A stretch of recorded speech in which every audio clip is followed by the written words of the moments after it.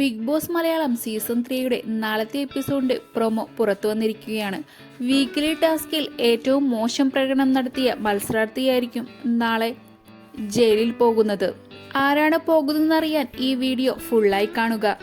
ഈ ആഴ്ചയിലെ weakest പെർഫോമറെ nominate ചെയ്യാനായി ബിഗ് ബോസ് ആവശ്യപ്പെടുകയായിരുന്നു. അതിനാൽ ഓരോരുത്തരായി മുന്നോട്ട് വന്ന് തങ്ങളുടെ അഭിപ്രായങ്ങൾ ഓരോരുത്തരും വെളിപ്പെടുത്തി.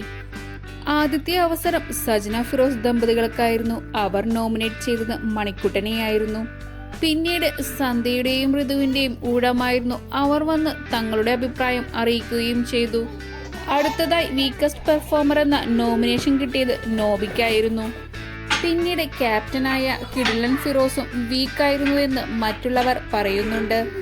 അതിനുശേഷം റംസാൻ വന്ന് മണിക്കൂട്ടനെ നോമിനേറ്റ് ചെയ്യുന്നുണ്ട്.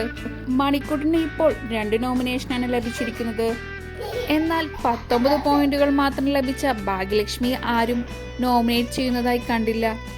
അപ്പോൾ ലഭിച്ച നോമിനേഷനുകളിൽ നിന്ന് നാളെ ജയിലിൽ പോവാൻ സാധ്യതയുള്ളവർ മണിക്കൂട്ടൻ, കിടിലം ഫിറോസ്, നോബി മാർക്കോസ് എന്നിവരാണ്. ഈ ആഴ്ചയിലെ വീക്കിലി ടാസ്ക് ഒന്ന് പരിശോധിക്കുകയാണെങ്കിൽ ഉറങ്ങിക്കിടന്നിരുന്ന 2 പേരെയാണ് വിളിച്ചുണർത്തിയിരിക്കുന്നത്. തണുപ്പൻ മട്ടിൽ പോയ അഡോണിയുടെയും സന്ധ്യയുടെയും ഉള്ളിലുള്ള മത്സരാർത്ഥി പുറത്തു വരികയായിരുന്നു. കൂടുതൽ വാർത്തകൾക്കും അപ്ഡേറ്റ്സിനുമായി ഈ ചാനൽ സബ്സ്ക്രൈബ് ചെയ്യുക.